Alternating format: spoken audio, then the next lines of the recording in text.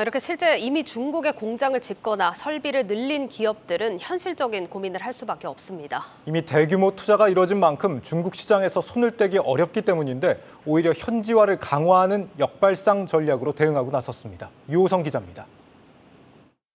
시진핑 3기 출범으로 중국 시장 불확실성이 커졌지만 국내 기업들은 중국을 쉽게 떠날 수도 없는 상황입니다.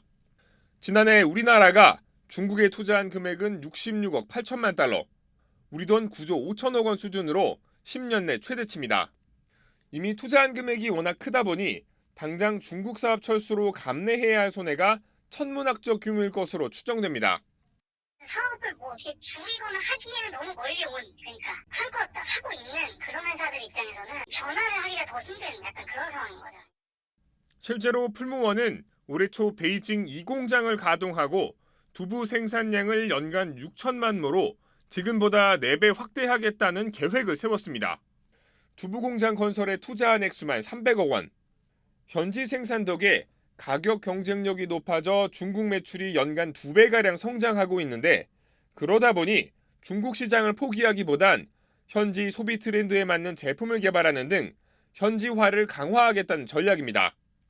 제로 코로나를 유지하려는 중국의 사회적 분위기와 중국 소비자의 높아진 건강에 대한 관심, 그에 따른 품질 요구에 맞춰서 젊은 두부 이미지를 구축하며 사업을 확장해 나갈 계획입니다.